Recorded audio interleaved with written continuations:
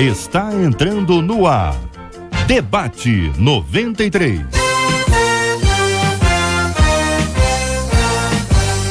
Realização 93 FM. Apresentação J.R. Vargas. Alô, meu irmão! Alô, minha irmã! Já chegou J.R. Vargas! Estamos de volta, começando aqui mais uma super edição do nosso Debate 93 de hoje, nessa sexta-feira, 17 de junho de 2016. Fale com o Debate 93. 2461-0093. E-mail debate@radio93.com.br. Facebook Rádio 93 FM. Site www.radio93.com.br. Fale com a 93 pelo WhatsApp 96803-8319. 96803-8319. Acolhemos com muito carinho no nosso Debate 93 de hoje o pastor Marco Antônio de Oliveira, da Igreja Metodista de Iguaba Grande, o reverendo Júnior César, da Igreja Presbiteriana de Coelho Neto, a nossa menina da mesa de hoje, pastora Leia Mendonça, cantora da MK e pastora auxiliar da Igreja Batista Renovada, Nova Jerusalém, na Ilha do Governador, e o pastor Paulo Afonso Generoso, da Assembleia de Deus Betel em São Gonçalo, minha gente. O transporte, hein? É transporte, mas parece uma lata de sardinha. Já ouviu essa expressão alguma vez? Depois dessa eu ouvi aqui que não é sardinha, não, parece lata de atum. E lata de sardinha tem um certo espaço, mas a lata de atum não cabe nada. Já passou por isso, ouvinte? Eu quero ouvir a sua opinião e a sua participação no nosso Debate 93 de hoje. Tem gente que está num relacionamento, mas já pensando em outro.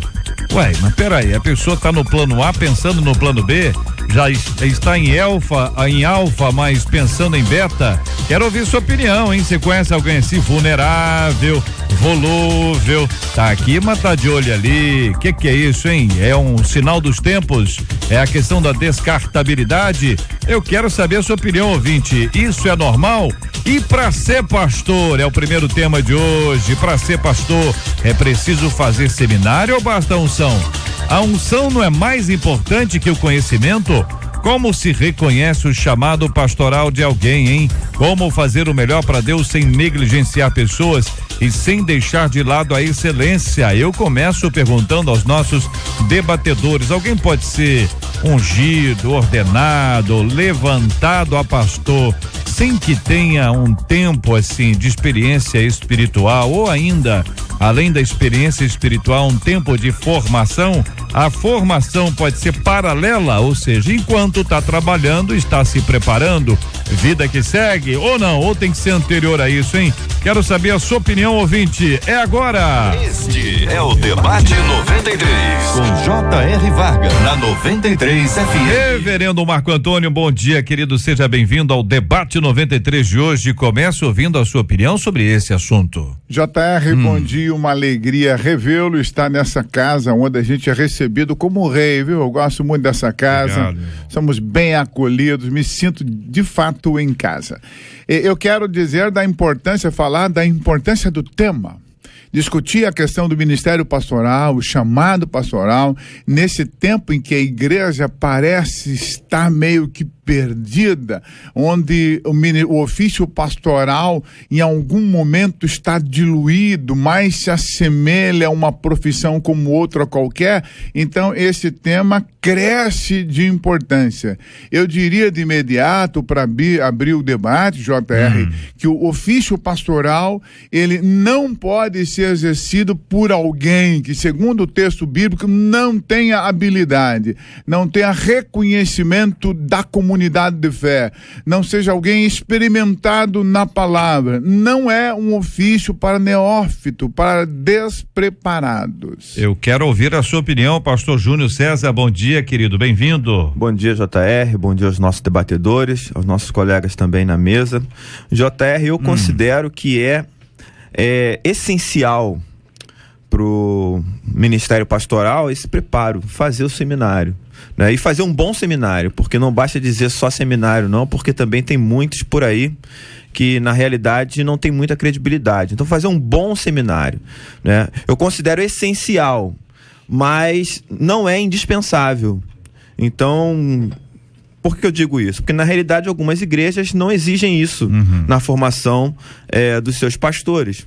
Então, digamos que é fundamental para a formação de identidade pastoral, né, do trabalho que o pastor vai desenvolver, mas em alguns casos eu acho que essa questão do seminário ela poderia até ser dispensada, assim. O pastor Paulo Afonso Generoso, bom dia, querido. Que pensa o senhor sobre esse assunto? Bom dia, JR, e aos queridos ouvintes e debatedores. Eu penso, JR, que o homem chamado para a função, o ofício pastoral, ele primeiro precisa ser vocacionado, segundo, ele precisa ser chamado e terceiro, ele precisa ser preparado.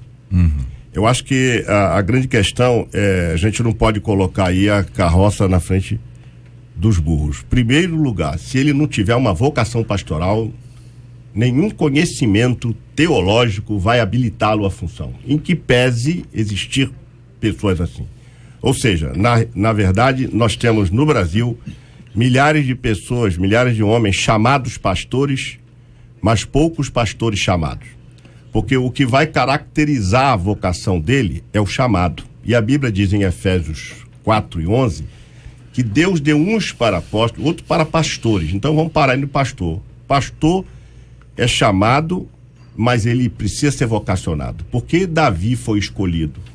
Davi, o maior Golias de Davi não foi aquele homem de 3 metros de altura, foi aquele leão ou urso que o atacou, e ele sozinho, sem plateia, sem aplausos, sem gritos, ele lutou em prol de uma ovelha que foi tomada, uma ovelha, e eram poucas, ele lutou, para não dizer ao pai que olha, um leão, um urso tomou a ovelha. Então eu acredito que seja primariamente uma vocação. Quem tem uma vocação para o pastorado deve aprimorar isso. E Deus chama, Efésios, ou melhor, Atos 13:2, e disse o Espírito Santo: apartai a Barnabé e a Saulo para a obra que eu os tenho chamado. Então há o chamamento posterior à vocação, confirmando a vocação. Vamos aproveitar esse ponto aí para tentar descrever objetivamente o que é difícil de descrever. Como é que é o chamado? Como é que a pessoa tem convicção? Agora falando de chamado pastoral, né? Para meninos e meninas que estão nos acompanhando agora, que gostam, por exemplo, às vezes tem um jovem numa igreja, o menino fala bem, rapaz, como fala bem que é menino? Aí o outro olha assim, esse menino tem toda a característica de ser pastor. Agora vamos imaginar, uma criancinha, o menino tem 10 anos, pediu ao pai um terno. Ele chega na igreja, domingo pro culto, o que o pessoal fala? Pastorzinho, por causa da roupa, tem nada a ver com oratória, nem nada. Você pode ter um grande líder, um homem, um servo de Deus, uma mulher, tá servindo ao Senhor com toda a intensidade, e você observa ali características, vamos dizer assim, olha, tem chamado de Deus, mas pode ser tudo isso e não ter o chamado pastoral. Pode ser um chamado para ser um líder, um bom obreiro, um presbítero, um diácono, não é isso, pastores? Agora, como é que a pessoa sabe? Ó, senhor, Deus está falando comigo, foi para mim esse chamado. Eu diria, JR, que o chamado ao ministério pastoral venha até nós de várias maneiras. A gente vai perceber no chamado do profeta Jeremias a ser profeta e pastor de Israel, que esse chamado acontece com uma determinação divina anterior ao nascimento dele. Então, em algum momento, Deus escolhe alguns lá no nascimento. Mas há outra forma de estar nesse ministério, que é a forma como Isaías adentrou. Isaías ouviu um chamado divino, ouviu uma proposta de Deus, o coração dele inflamou e ele se prontificou para isso. Mas há uma terceira forma desse chamado chegar até mim. É a forma da escolha divina, arbitrária, a minha escolha, ao que eu quero. No caso dos apóstolos, Jesus percorre a cidade e escolhe os seus. Ele mesmo escolheu. Em algum momento isso é despertado. Qual é a marca ou quais são as marcas que evidenciam que alguém tem esse chamado, essa vocação, esse start de Deus? Eu tenho que verificar, a comunidade de fé precisa verificar se as posturas desta pessoa se assemelham à postura do supremo pastor que é Jesus. E às vezes não é a grande oratória, mas é a sensibilidade, a paixão pelo ser humano, esse quedar pela igreja, essa disponibilidade para Deus, essa comunhão acendida e incendiada no coração, essa humanidade assim aflorada de forma muito bela. A minha referência pastoral não é o grande pastor americano, nem o europeu, nem o autor de livro, mas é o grande pastor Jesus. Esta deve ser a nossa referência, e as características de alguém chamado devem ser características que estão em Jesus. JR, não me entendam mal, né? Precisa ser ampliado talvez o que eu vá dizer, mas vamos lá. Biblicamente, nas atribuições, nas funções pastorais, a única coisa que a gente pode delimitar como sendo própria de pastor está ligada a batizar e a celebrar a ceia. O resto, JR, pregar, ensinar, visitar, acolher, tudo isso faz parte da vida de toda pessoa que segue Jesus, né? Então, isso aí não anula a questão de se ter um chamado específico para o pastorado, não é isso. Eu estou só simplesmente esmiuçando um pouco isso, para que as pessoas não achem assim, para fazer determinada coisa na igreja eu preciso ser pastor. Não precisa ser pastor para isso. Não precisa. Tá? Agora, o chamado pastoral, para mim, primeiro ele começa com um reconhecimento interno. É o que o pastor falou, Deus ele vai falando a pessoa, e a pessoa reconhece isso, ela consegue perceber, dimensionar que ela está sendo chamada por Deus. Esse reconhecimento pessoal, ele é fundamental. Jesus, ele entra na sinagoga em Nazaré e ele reconhece o seu chamado. Ele diz: o Espírito do Senhor está sobre mim, porque o Senhor me ungiu. Ele reconhece pessoalmente essa tarefa. Então tem que ter o reconhecimento pessoal. Outra coisa, tem que ter, JR, o testemunho da comunidade. Deus não vai chamar para o pastorado alguém que já não esteja envolvido na obra. Não é? Alguém que não esteja envolvido na comunidade. A comunidade, ela acaba reconhecendo gradativamente essa vocação, esse chamado na vida de alguém. A própria comunidade começa a incentivar, começa a falar sobre a possibilidade de fulano ou ciclano exercer o pastorado. Partindo daí, JR, o que falta agora é o investimento pessoal, é o atendimento a esse chamado. Então não adianta você reconhecer que é chamado, não adianta a comunidade ver você como chamado, se você não estiver disposto a atender esse chamado e a investir a sua vida nesse chamado. Significa dizer que é preciso ter uma renúncia diária, porque caminhar para esse ministério pastoral, atender esse chamado, é morrer todos os dias. Entendeu? É morrer para si mesmo, para que o Senhor possa crescer na sua vida. E tem que gostar de gente, JR. Se você se considera chamado e não gosta de gente, não gosta de lidar com pessoas, meu amigo, você não tem chamado. Então tem que gostar de gente, tem que gostar de atender, de se comunicar, tem que ter apatia. Tudo isso faz parte desse chamado. JR, a Bíblia, ela revela três, eu diria, funções que compreendem a atividade pastoral. Primeira é a função de proteção. Todo pastor, ele tem imanente o desejo de proteger a ovelha, porque esta é a função também dele. Segundo, o zelo em encontrar os melhores pastos para essa ovelha. Isso a gente vê no Antigo Testamento. E a terceira função é o trato do crescimento da ovelha. Então, partindo daí, a Bíblia já mostra pra gente um modelo de pastor. Jesus é a nossa referência, por isso ele é chamado de bom pastor. Por conta disso, JR, aí a pessoa que tem uma vocação, ele se sente convicto disso, porque ele na alma dele, no interior dele, dentro dele, há um chamamento para cuidar de vidas, para lidar com vidas, para abençoar vidas. Então, aí vem o chamado. Quando vem o chamado, Deus que chama. E quando Deus separa, olha, é interessante isso, que a gente não pode colocar o seminário, e eu sou fã de seminário, mas a gente não pode colocar o seminário como peça fundamental nisso, porque quando Deus chama, primeiro ele separa, ele chama, ele prepara, ele envia e ele assiste. Ele impõe um carisma, né? Ele impõe um carisma. Ele faz isso. Carisma. Ou seja, ele chama, ele separa, chama, depois ele prepara, depois ele envia e assiste. Ele dá assistência. Se nós pegarmos o passado, os nossos pastores, aí, os grandes mestres que nós tivemos aí, homens que não tiveram nem a oportunidade de entrar no seminário, mas fizeram um trabalho sensacional, extraordinário. Por quê? Porque tem uma paixão no pastor que o impulsiona a cuidar de ovelha. Esse é o argumento, pastor, que muita gente utiliza para dizer assim, ó, nós já tivemos pastores maravilhosos que não estudaram. Eles não estudaram, eles tinham essa paixão. Eles tinham esse amor pela obra, que era uma coisa tão grande, cuidava da ovelha, alimentava a ovelha e tal. E isso para muita gente é uma justificativa, tá certo? Vocês estão dizendo aqui, pelo que eu entendi, o seguinte, vejam se é isso. O seminário é ótimo. Se puder ser feito, maravilhoso. Mas não é a ausência do seminário que vai impedir. Claro que denominações agem diferente em relação a esse assunto. Algumas exigem isso, outras não exigem isso. Quer dizer, mas me parece importantíssimo que a questão, se tem um estudo disponível, faça. É uma síntese que eu tenho aqui. Leinha, bom dia, pastora Leia, seja bem-vinda aqui ao nosso debate 93 de hoje, uma vez mais, é sempre um privilégio tê-la aqui entre nós.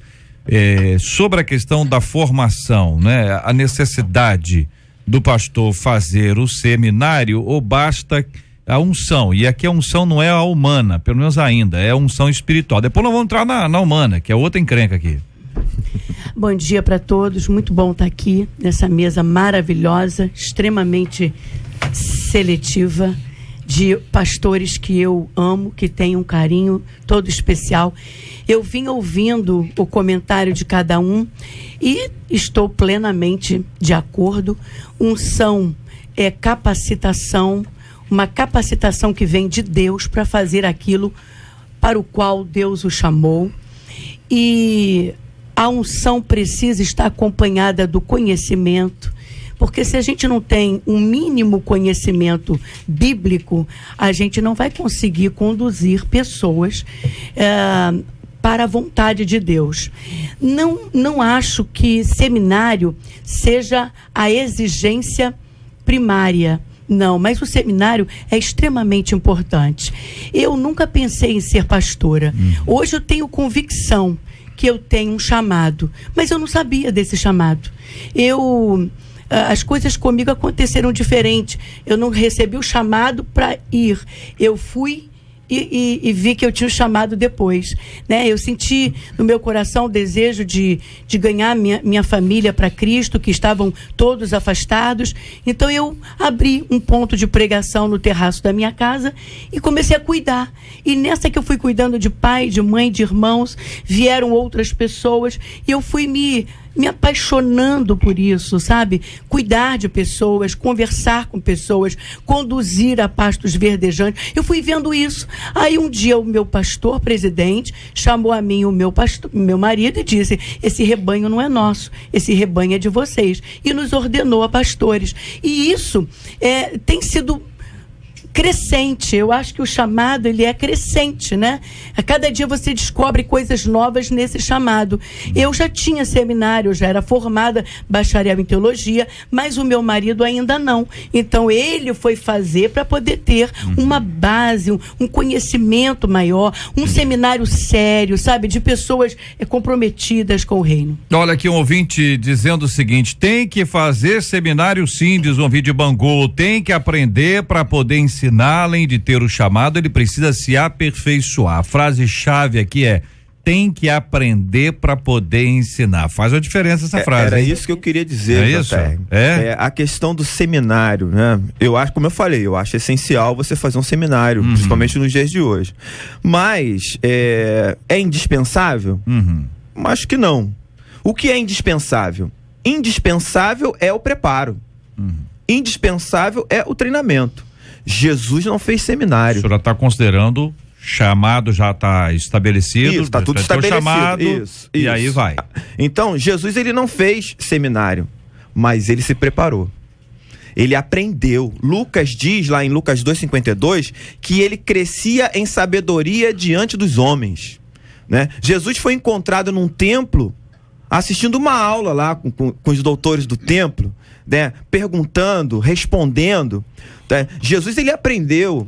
Na realidade, o que eu acho maravilhoso, né, é que enquanto muitos seres humanos, né, procuram assumir o pastorado e serem tratados como Deus, Deus resolveu assumir a forma humana e ser tratado como um homem. Deus, ele resolveu aprender sobre a humanidade para poder ensinar a humanidade. Então, eu acho isso fundamental. Esse preparo é fundamental para aquele que quer realmente exercer o pastorado. Ouvinte de Itaboraí dizendo o seguinte: acredito que é necessário um curso sim. Como é que ele vai ensinar sem se aprofundar no assunto? A decisão de ser pastor não deve ser tomada assim tão fácil.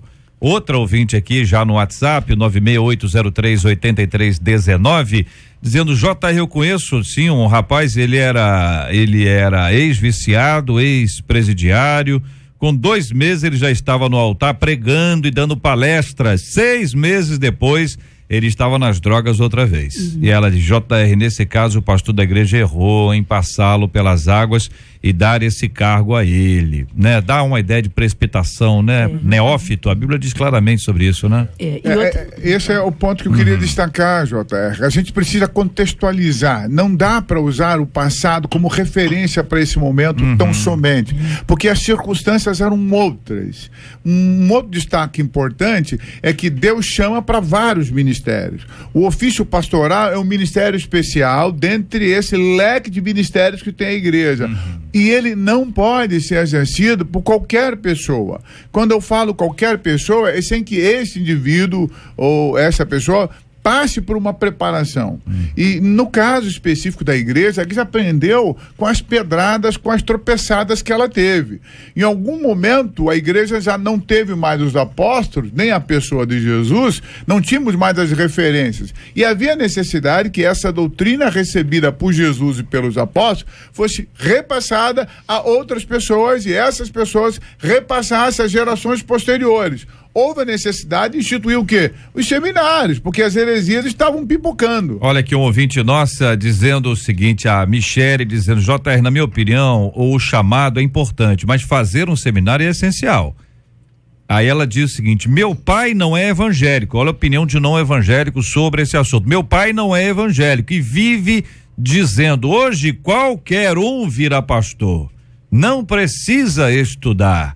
Já para ser padre tem que estudar muitos anos. Olha a perspectiva de um não evangélico sobre esse assunto. JR, e hoje em dia, em cada esquina tem uma portinha aberta com um pastor ali que não foi ordenado por ninguém, ele mesmo jogou o óleo na cabeça dele, ele mesmo se ungiu, ele virou mesmo se consagrou, apóstolo, né? Virou apóstolo porque abriu um trabalho, sabe? E pessoas estão caminhando para o abismo, porque se você não tem o conhecimento, você leva os outros à perdição, né?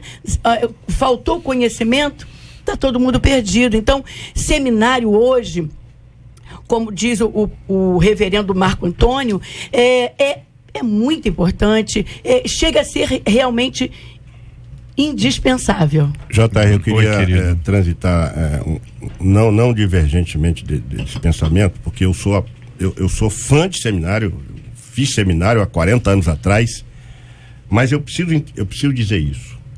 O que está errado nessa nação é que a gente está fazendo seminário para ser pastor. E ninguém será pastor porque fez seminário. As pessoas precisam ser pastor para fazer seminário e não fazer seminário para ser pastor. Esse é o grande erro, até porque essa propositiva vai na contramão da Bíblia. Há um Deus que, como você pega Amós, por exemplo, Amós falou assim: eu não sei de nada, eu sei que eu sou profeta, mas eu era boeiro, cultivador de sicômoro, e Deus me chamou para ser profeta. Então, nós temos que valorizar, basicamente, primariamente, fundamentalmente, nós temos que valorizar, primeiro, a vocação. Porque nem todos têm vocação. Tem gente formada em seminário que não sabe lidar com igreja, não sabe administrar igreja, não sabe nada. Ele tem pós-graduação em Harvard, em Sorbonne, lá em Manguaratiba, sabe? Ele tem formação em Mutuapira, em qualquer lugar desse planeta.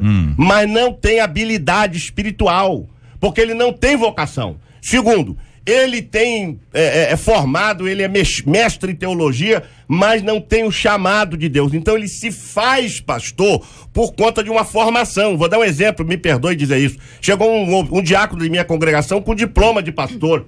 e dizendo, pastor, eu me formei, fiz o curso, já estou aqui com diploma, fui consagrado lá no seminário, como é que o senhor vê isso? Eu falei, olha, o que eu vejo é o seguinte, você tem que ir lá para quem te consagrou lá em São Paulo e congregar na igreja desse pastor e sair da minha igreja, porque eu não reconheço esse ministério seu. Você era um simples diácono, saiu daqui, foi lá, fez uma semana de seminário e voltou com diploma de pastor. Então hoje também dá diploma de pastor, diploma de seminário. Tem um monte de semináriozinho aí de fundo de quintal, JR, que tá dando título de formado em teologia e o camarada não sabe nada de teologia. E ainda, o pior de tudo, essa teologia liberal que adentrou as nossas igrejas por conta de uma galera que está torcendo a Bíblia para sair o extrato dos seus pensamentos, e aí você vê um grupo de gente que não tem a mínima competência espiritual para ser pastor, porque a Bíblia que diz lá, procura apresentar-te a Deus aprovado, como obreiro que não tem de que se envergonhar e que maneja bem a palavra da verdade.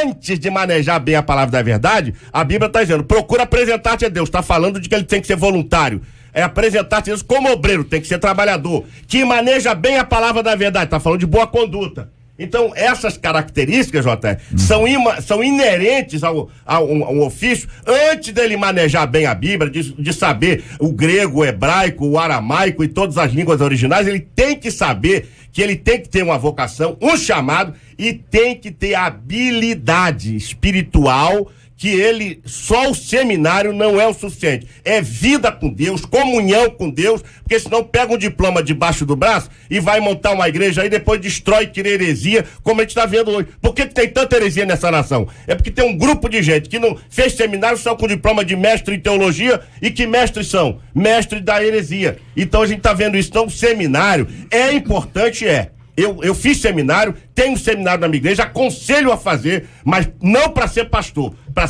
ter conhecimento. Muito bem, deixa só aqui um ouvinte nosso, o pastor Paulo, tá numa das suas falas agora, o senhor citou um exemplo de uma pessoa que era de sua igreja, que era um simples diácono, fez um seminário, voltou uma semana depois com o título. Então o ouvinte está dizendo, simples diácono não minifiquemos nenhum chamado. É uma força de expressão, né, pastor? O senhor estava querendo dizer, não. O pastor é o servo do diácono? Sim, imagina eu, que sou um simples pastor. Não, pois é, que pode dar uma impressão de uma distinção, né? O pastor é mais importante, mas não foi essa a intenção, está claro aqui para os nossos ouvintes. Outro ouvinte está dizendo que Jesus não fez seminário porque ele dava aula. Ele era o grande mestre, então ele não fez seminário. O pastor Marco Antônio trouxe uma análise de que nos tempos antigos, talvez nós tivéssemos menos oportunidade de formação do que nós temos hoje, né? A Leia disse que formou-se e depois experimentou o chamado, ou pelo menos constatou o chamado que já havia. É necessário não apenas estudar, mas até escolher em que escolinha você vai entrar. Essa escola tem que ter uma conexão com a sua denominação. Ouvinte, estou somando as palavras aqui, porque no meio do discurso ajuda a gente aqui a raciocinar. Legal. Deixa eu dar uma palhinha palhinha sobre isso então, JR. Sobre Jesus, né? Já que eu falei aqui. Jesus começa o ministério dele com 30 anos. Né? Com 30 anos ele começa a discipular. Não temos muitas informações, ou melhor, nenhuma informação, nem fora da Bíblia, nem dentro da Bíblia, sobre o período dele entre 13 a 30 anos. Mas vamos lá. Jesus chega aos 30 conhecendo uma série de parábolas. Jesus chega aos 30 tendo ouvido vários sermões, porque ele frequentava a sinagoga, e a Bíblia fala sobre isso, né? Ele participava das festividades do seu povo, então ele conhecia a história do seu povo, e eu fico me perguntando aonde que ele aprendeu tudo isso. Porque, biblicamente, Jesus foi uma criança normal, ele era o filho de Deus, né? Mas ao mesmo tempo ele era ser humano, né? Ele devia obediência a Maria e José, sabe? Então, o que ele ensinou, na realidade, ele aprendeu também. Né? Jesus estava experimentando várias coisas pela primeira vez. Mas, querido pastor, concordo plenamente. Só concluir, pastor. Só para te dar uma ajuda aí, tem muita gente que é autodidata, estuda em casa. Mas Paulo disse, eu aprendi do Senhor que também vos ensinei. Olha, e Jesus aprendeu ele tanto aprendeu que quando ele chega na sinagoga em Nazaré, é dada a oportunidade a ele para ler. Os chefes da sinagoga não davam oportunidade para ler e pregar para alguém que não tivesse o conhecimento reconhecido na comunidade. Retomando o nosso ponto, pastor Marco Antônio. Parece que é um equívoco olhar para Jesus e para os apóstolos e vê-los como não frequentadores de um processo de preparação. É isso aí. Eu preciso contextualizar. Jesus vem de uma cultura rabínica e judaica, e quando você olha para a sinagoga do primeiro século, os séculos anteriores, essa sinagoga nascia debaixo de um guarda-chuva de uma escola rabínica. E a gente vai perceber nitidamente que Jesus incorpora no seu ministério todo esse processual. Ele vai usar o termo discípulo. Esse é um termo vindo das escolas sinagogas de orientação grega. Quem é o discípulo? É o aluno que está sob orientação do mestre. Nota-se perfeitamente que Jesus incorpora esse jeito de ser e viveu e esteve sob a doutrina de algumas escolas rabínicas. É nítido isso no discurso de Jesus, só para começar. Só para a gente ilustrar e ajudar o ouvinte a entender, qual a diferença entre o pastor e o pregador? O pastor pode ser pregador, mas todo pregador é pastor? O senhor tá entendendo, né? Pastor em lenha, pastor de ovelhas, o pastor, entendeu? Quem já tem cheiro de ovelha e tal, que às vezes tem um conferencista, excelente, mas olha, que Deus o abençoe, ele deve pregar sempre, entendeu? O pregador é altamente usado pelo senhor, mas ele não é pastor, mas a gente tem uma dificuldade com esse assunto, que ele acaba sendo, o cara é conferencista e é ordenado ao ministério pastoral.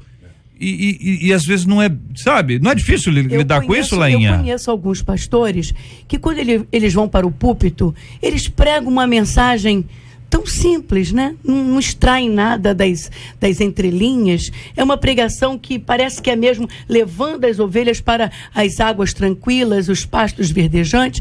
E aí vem alguém na igreja dele com aquelas mensagens que tira o povo da cadeira, né? E aí todo mundo começa a comparar. Então, às vezes o pastor, ele não é aquele eloquente pregador, mas o chamado do pastor é para conduzir o rebanho, sabe? É cuidar de ovelhas. Eu ando para lá e para cá e eu vejo coisas assim, às vezes um pouquinho desagradáveis.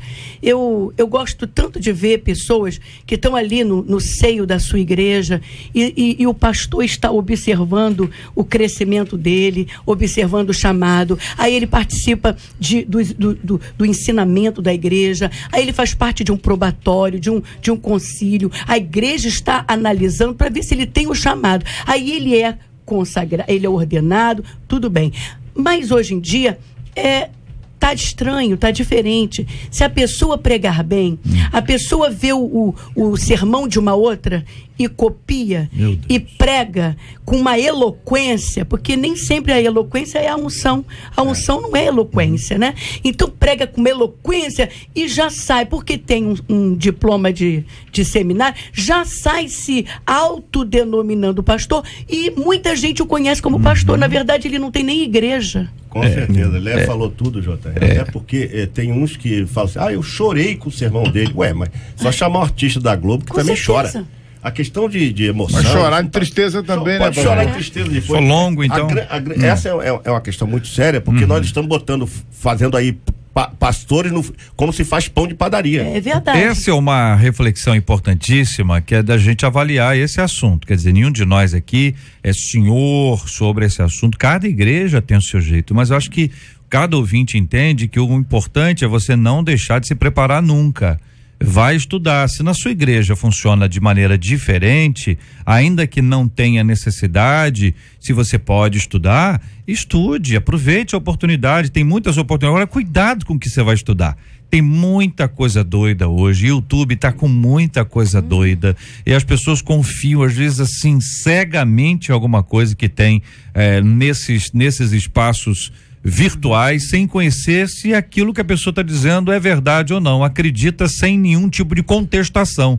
A ausência do senso crítico, ela é perigosa. Então vale aqui um encorajamento. Esses dias aqui na rádio alguém mandou um WhatsApp, que eu não lembro quem, dizendo que tinha uns livros teológicos e deu para o pastor da igreja. E o pastor ficou indignado.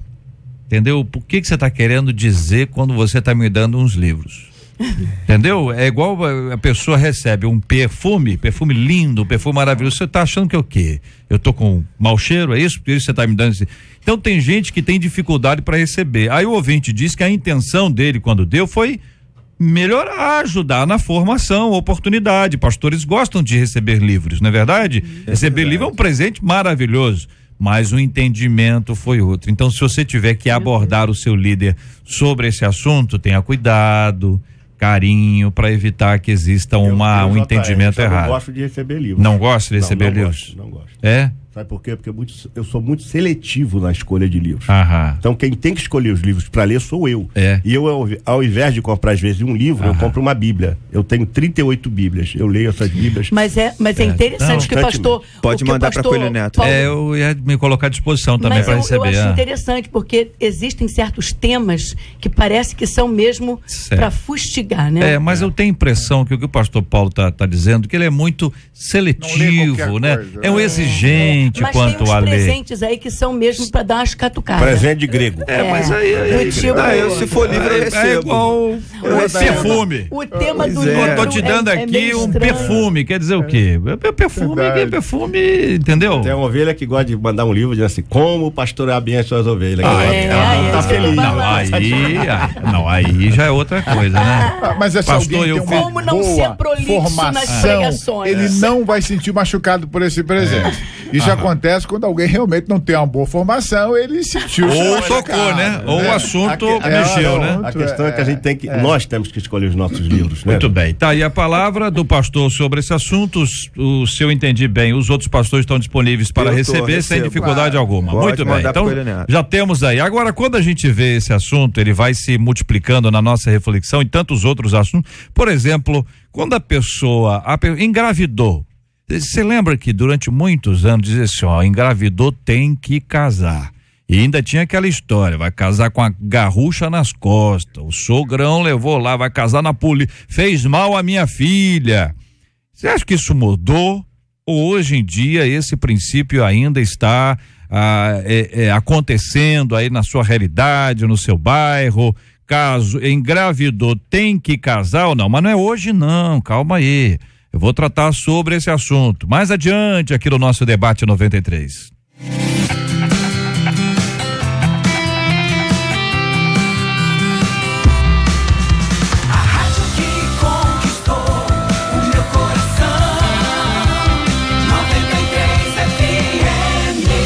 Transporte, Leia, mas parece uma lata de sardinha. Central do Brasil em horário de pico. Japeri. Japeri. Meu Deus, quem conhece a principal estação de trens urbanos do Rio, a Central do Brasil, sabe a falta de civilidade quando as portas dos carros se abrem para que os passageiros se acomodem. Se acomodem é irônico, né? Sarcástico. Nesta quarta-feira, o cabo da Marinha Michel de Souza, de 25 anos, partiu o mais rápido que pôde para garantir um lugar para sentar. Na disputa, o rapaz reconhece que esbarrou numa mulher que, irritada, acabou fazendo o colo dele de poltrona. Tá na internet aí. Segundo Michel, a passageira se recusou a sair e disse: os incomodados que se mudem, teria-lhe dito. No transporte público, você costuma disputar lugares? Aliás, você cede seu assento ou já fingiu que estava dormindo para não ter que sair? A pessoa está orando, né, gente? Não pode ser, pastor? Pode ser, então. Está orando, inclusive pelo trem, né? O maquinista, pelo ônibus, o motorista. Você, que nota você dá aos ônibus, trens e metrô? Você se sente seguro e confortável no transporte público? Quero ouvir a sua opinião, ouvinte amado, começando com os nossos debatedores. Muito bem, JR. Sobrou para mim, né? Vamos lá. Eu vou falar sobre isso, até porque eu ainda não tenho carro, então eu uso o transporte público direto, né? Todos eles. Então perceba, JR, não há segurança mesmo. A gente não se sente seguro em transporte público, não há uma política do governo para dar essa segurança, e aí eu digo em todos os aspectos. Vou falar, por exemplo, a segurança do próprio veículo. Você que tem o seu carro, você é obrigado a usar cinto de segurança. Os ônibus transitam pelas ruas da cidade e não tem cinto de segurança. Né? Não há essa obrigatoriedade.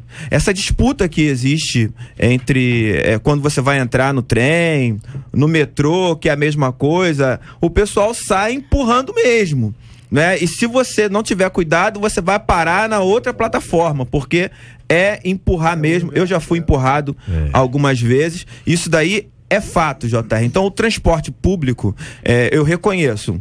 Alguns casos tem melhorado, tá? Mas na sua maioria ainda tem muitos problemas. JR diz um ouvinte, não vão muito longe não, o BRT, experimente a Alvorada no horário de pico, só a misericórdia de Deus, trem é um luxo neste caso, diz o ouvinte, olha como é que as coisas são, até pouco tempo o trem era o caos, agora o ouvinte está dizendo que o BRT é pior do que o caos, virou luxo.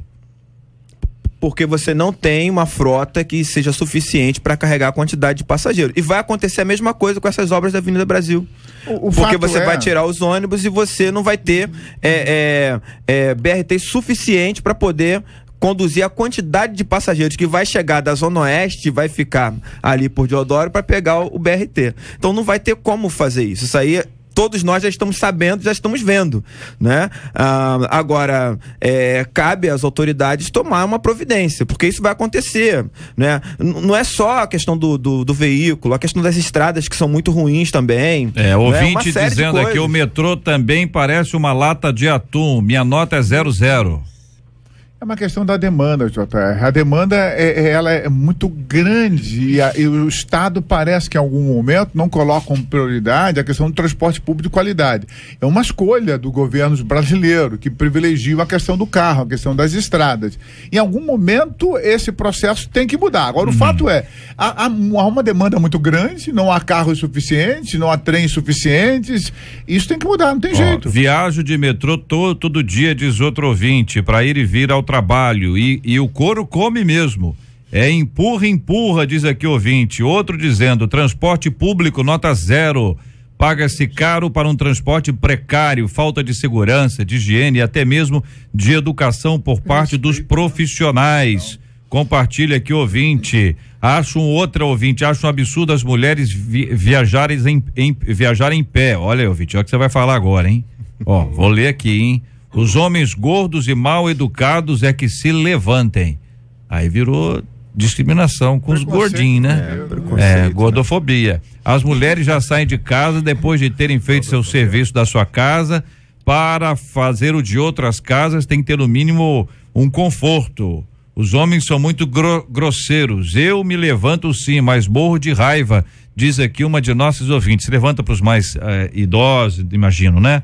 Para alguém que tem algum tipo de necessidade especial. Olha tanta gente opinando. Ouvinte, eu viajo todos os dias, pego trem, BRT e ônibus, tá ruim demais. Outro ouvinte, JR, eu sou de São Gonçalo, precisei usar o metrô e não sabia o quanto era lotado. Quase me jogaram nos trilhos.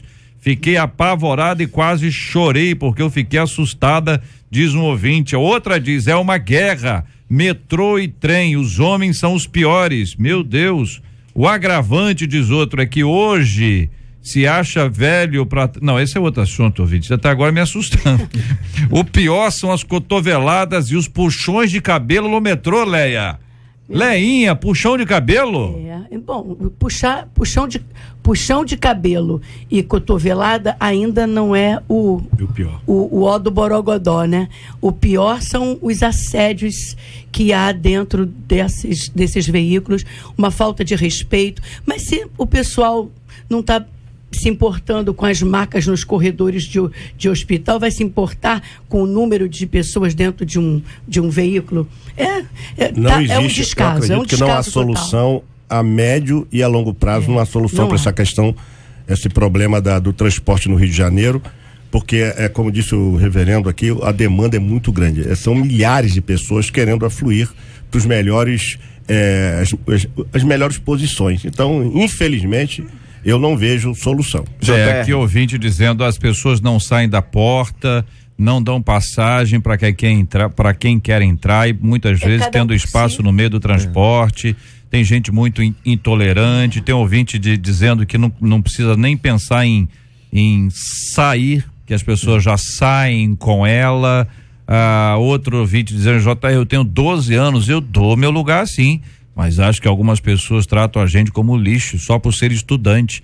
Eu sei que tem muitos adolescentes que não respeitam, mas da mesma forma que damos respeito, também queremos respeito, diz aqui uma ouvinte. Outra dizendo: eu pego o BRT da Penha pro Fundão, é no mesmo estilo do trem e do metrô, sendo expresso ou parador.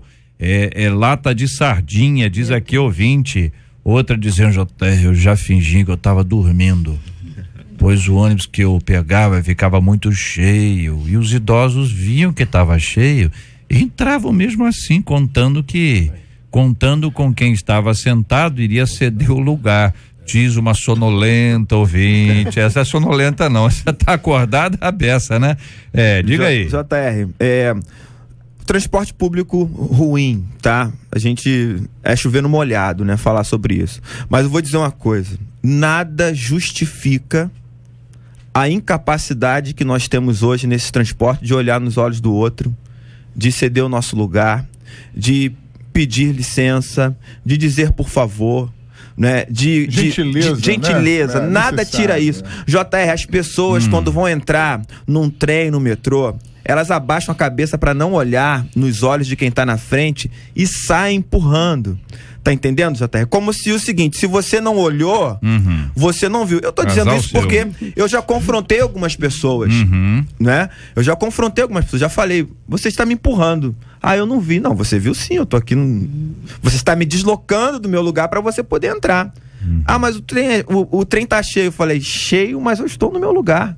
Eu não empurrei para entrar, eu não quero ser deslocado agora do meu lugar. Ah, o senhor me desculpe. Esse é o ouvinte dizendo: JR, olha, não é só aí não, hein? No Espírito Santo não é diferente. Também acontece. Um ouvinte de Vitória acompanhando a gente, trazendo a sua opinião sobre esse assunto. Muita gente do Brasil aqui opinando. Aqui o ouvinte que está aqui no Grande Rio, aqui, JR, esse problema não é só no centro do Rio, aqui em São Gonçalo também tem. Olha, os busões pequenos, entendeu? Da linha Tanguá são muito apertados. A verdade, as pessoas gordinhas como eu passam constrangimento. Às vezes eu indo para Santarém, mas não entendi nada, ouvinte, tá difícil de entender. Uma vez uma menina entrou no ônibus e falou pro esposo que ia assim, porque as pessoas tinham obrigação de levantar para ela sentar. Eu não levantei, nem deixei meu namorado levantar para lá sentar, diz aqui o ouvinte, contando. Muita gente com experiência nessa área, né? Tanto idosa, de sentar. População. Não é idosa, eu acho que não é idosa, no mínimo grávida, né? Porque não tá claro aí. Mas, ô ouvinte, responde aí pra gente aí, pra poder explicar isso aqui, pra ficar claro. Aqui outro ouvinte dizendo: a Dinha Oma, JR, viajo de segunda a sexta no metrô e é lamentável, mesmo no vagão feminino, tem sempre briga, JR, e palavrões. Mas tenho que me submeter sem ter esperança de melhora. Você imagina, não tem esperança. A pessoa sai de casa com a roupa passada, é isso? E chega no trabalho, na escola, com aquela roupa, né? E fora a multiplicação dos cheiros e a multiplicação das bactérias, entendeu? É um momento de congraçamento nacional, né? JR, é claro, existem muitas mulheres muito petulantes, né? Existem muitas mulheres petulantes, mas é incrível como que o cavalheirismo Acabou.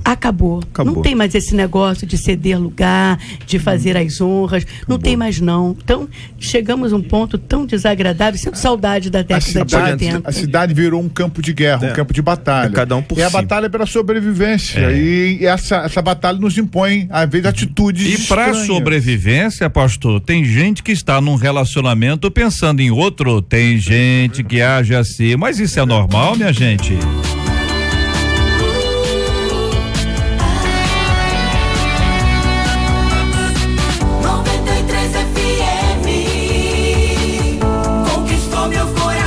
Uma recente pesquisa realizada no Reino Unido apontou que metade das mulheres mantém um pretendente amoroso de plantão na reserva. Você é da reserva ou titular? Não, eu tô aguardando aqui a possibilidade, quem sabe vem aí uma oportunidade, né? Plantão na reserva, caso a relação atual acabe, elas fiquem solteiras. Olha, Lenha, as meninas, hein? Que é isso? Olha... Você conhece alguém, mulher ou homem, que se apaixona e também desapaixona com muita facilidade? Na sua opinião, o medo de viver sozinho tem feito com que os relacionamentos sejam superficiais e cada vez mais descartáveis? Qual o segredo para ser alguém estável nos relacionamentos? E aí, queridos debatedores? Primeiro, JR, que essa pesquisa é lá do Reino Unido. Isso é cultura inglesa. É bem diferente, né? Embora ela sirva de modelo para muitos lugares, mas eu não acredito que isso seja uma forte tendência aqui na nossa nação. Acho que não, Não. Existe o seguinte, existe realmente hoje a relativização do casamento e a promiscuidade, a iniquidade, porque a Bíblia diz: por se multiplicar a iniquidade, o amor de muitos se esfriará. A gente foca muito no amor, mas se esquece que a base é a multiplicação da iniquidade. Então, assim, por conta da iniquidade, tá havendo uma banalização do casamento, agora ninguém mais não quer casar direito, tá uma bagunça realmente muito grande. As pessoas não sabem nem com quem querem viver, então... O senhor acha que isso, pastor, é a questão de ser descartável, vulnerável, ou lenha, vamos lá, as meninas, né? O ponto aqui é que a pessoa é volúvel, né? E outra coisa, é planejado, né? Tá com um pensando no outro. Promiscuidade. Né? Aqui está dizendo que é algo que está acontecendo lá no Reino Unido. Mas aqui, pastor Paulo, aqui acho que está pior. Aqui nas baladas a menina fica com um e o outro ao mesmo tempo. Pega uma água. Hoje as pessoas não estão mais pensando em casamento, não, gente. Vou dar um livro sobre esse assunto para ele. Ele é bravo. Eu tenho certeza que ela pegou informações, porque eu nunca entrei numa balada, não sei como anda. Mas ela também não entrou. Pelo amor de Deus, pastor. Agora, mas o senhor vê na televisão, não vê? O que eu quero dizer é o seguinte: o senhor vê na televisão, que essa a menina pesquisa beija todo aqui, mundo, ninguém essa quer ficar com pesquisa ninguém. é lá do Reino Unido. Agora, aqui realmente a coisa tá feia. Aqui, ouvinte, a mulher WhatsApp, opinião, quer ver? Vamos lá. Ouvinte dizendo: JR, avisa ao pastor que ele está desatualizado sobre o Brasil. Aqui o que mais tem são mulheres assim. Eu digo que pelo menos 70% das mulheres que eu conheço agem assim. Meu Deus, 7 em cada 10. Os estudos demonstram que há uma ausência de perenidade na sociedade atual. Então esse processo de escolhas múltiplas está mais do que comum em todas as zonas e em todas as realidades. É um mal terrível, mas isso está presente em vários tipos de relacionamento. Um ouvinte, não só no conjugal. Menino, dizendo: JR, eu me apaixono e desapaixono muito fácil, no pensamento, sabe? Se a pessoa não corresponder, eu vou em busca de outra. Diz aqui o ouvinte. Agora, amar é outra história. Diz ele aqui, o JR. Vamos lá, pastor Júnior. Porque, JR, na realidade, a gente vive esse momento do individualismo, das pessoas buscarem sua satisfação pessoal. Isso se transpõe, o prazer, né? Se transpõe para o relacionamento. Então, quer dizer, a pessoa, ela tá com a outra, se essa outra atender a uma necessidade dela. Se não atender, ela vai procurar outra pessoa que atenda. Isso a gente transpõe para tudo. Sim, mas até pra igreja, que o pessoal tá fazendo pra igreja. Júnior, até aí tem uma agora a questão aqui é que tem um plano, já tem um escalado. Mas tem alguém no banco da reserva. Isso não é na igreja. Não, claro que não.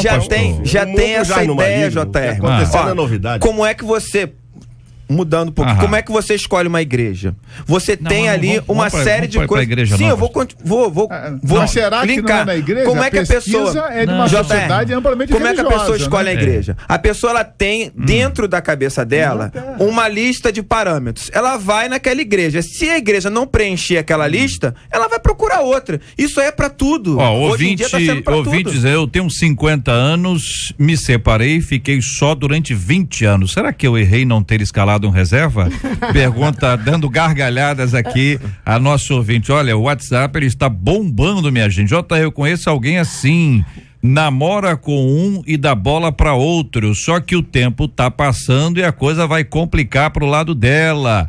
JR, pra mim, tem que ser sempre verdadeiro, tem sido o segredo do meu casamento, diz aqui o nosso ouvinte Messias, mas também com esse nome, né, Messias? Vai dar mole com esse nome aí não, hein, Messias? JR, aqui na minha rua tem várias assim e os casamentos estão acabando. Olha, meu Deus do céu, que coisa, hein? Todas as pesquisas, olha aí, opiniões dos nossos ouvintes sobre esse assunto, aqui tá pior do que lá. Eu vi, tem lugar que tem pesquisa para tudo mesmo, né? Aqui é o país do terceiro mundo, mas para iniquidade está sendo de primeiro. Meu Deus do céu. JR, a pastora está certa. Já frequentei muitas baladas e vi as meninas beijando um no canto e outro no outro lado.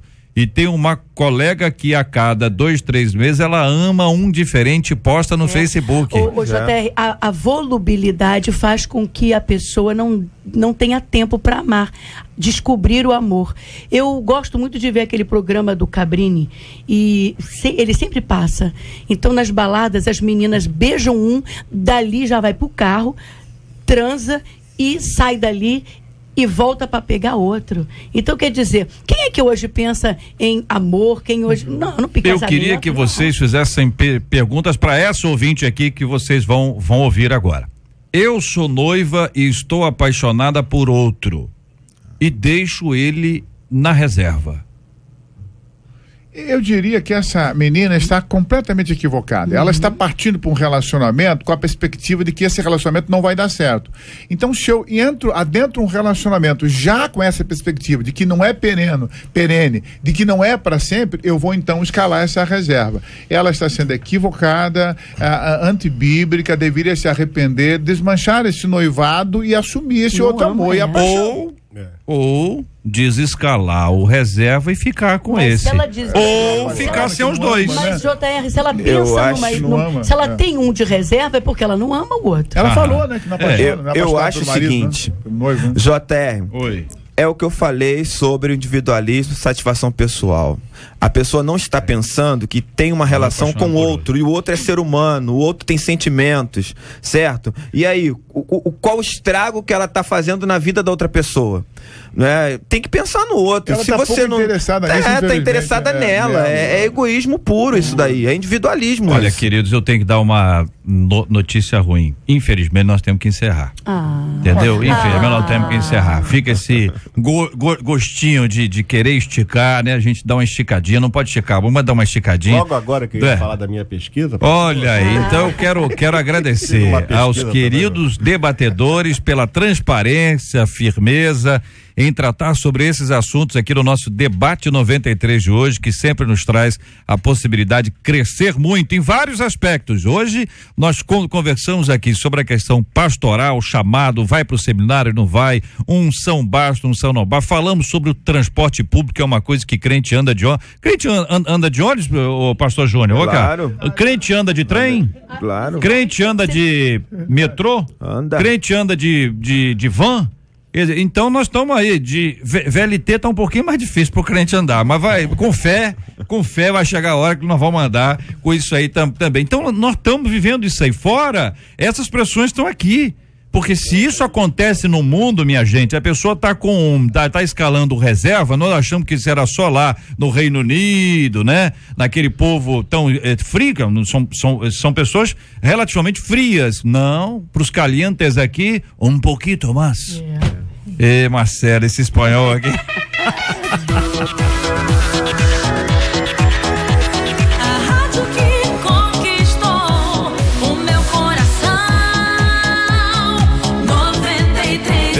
Marcela, nossa professora de espanhol. Diga aí, Marcela, resultado da nossa pesquisa de hoje. Perguntamos aqui com relação ao nosso tema principal, se na opinião dos nossos ouvintes, para ser pastor tem que obrigatoriamente fazer seminário.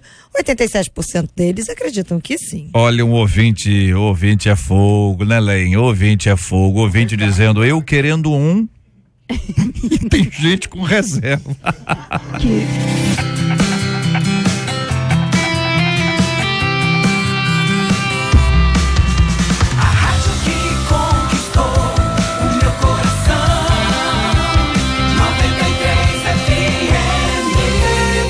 Meio-dia e 4, reverendo Marco Antônio, obrigado, querido. Eu que agradeço, JR, quero mandar um abraço minha filha Patrícia, Priscila, minha esposa Zeni, para minha linda igreja, a Igreja Metodista Central de Iguaba Grande, lá na Estrada do Arrastão, é caminho do céu. Uma igreja linda, à sua disposição. Domingo, 9h30, 19h30, também estaremos lá lhe esperando. Um abraço, um beijo para todos. Pastora Leinha Mendonça, obrigado, Leinha. Obrigada por estar aqui, muito bom, cada assunto aí esclarecedor.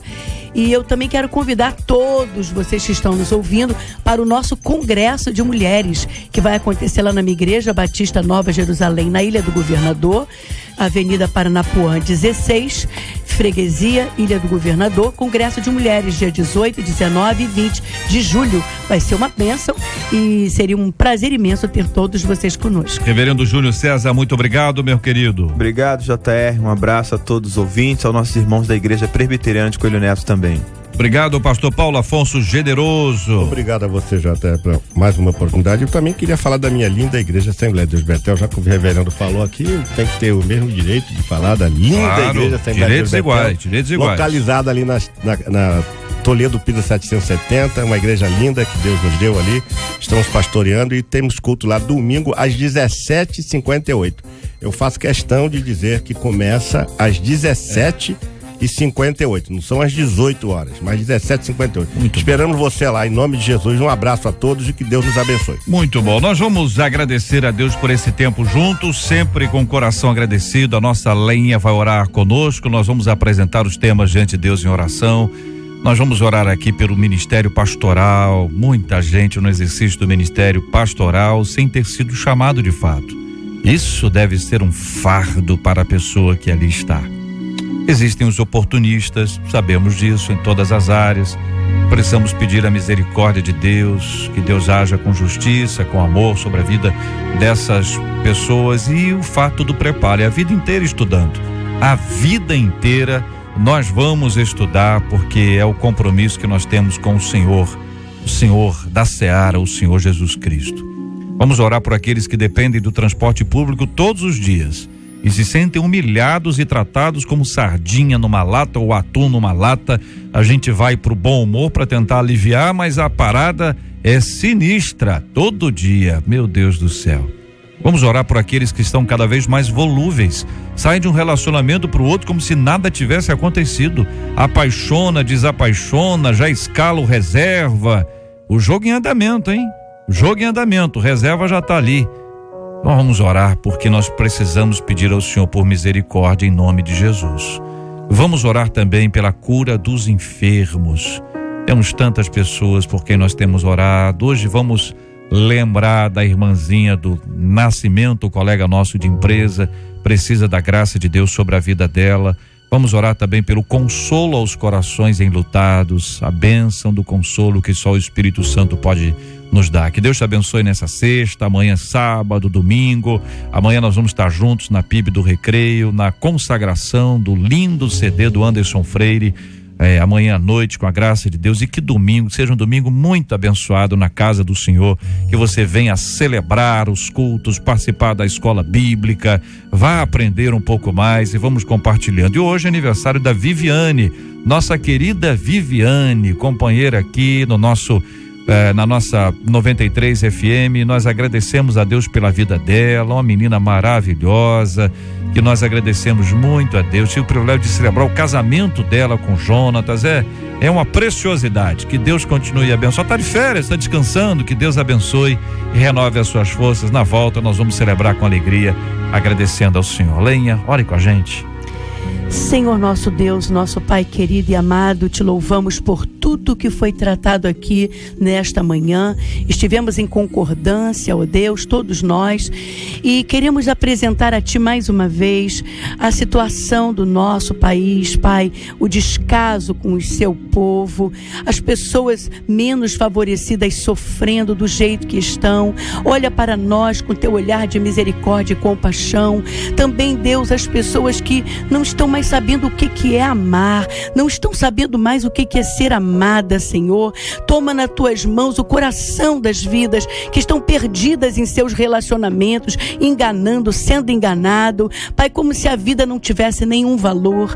Pedimos também, ó Deus, que o Senhor não permita que salteadores venham conduzir o Teu rebanho. Abra os olhos da Tua igreja, Tua noiva, Senhor. O corpo de Cristo não pode perecer nas mãos de salteadores, de homens que se fazem pastores, de homens que querem simplesmente tirar a lã da ovelha, Senhor, se alimentar daquilo que poderia ser o alimento do Teu povo. povo. Por isso oramos nesta manhã, pedindo a tua misericórdia e compaixão. Também, Deus, por todos os que estão ligados nesta rádio, esperando receber um alento, um refrigério. Oramos pelos enlutados, os que estão presos, as mães que perderam seus filhos, os filhos que estão órfãos e perderam seus pais. Oramos, Senhor, colocando nas tuas mãos a irmã do Nascimento, te agradecendo pelo aniversário da Vivi e tantas outras pessoas que estão comemorando mais um ano de vida.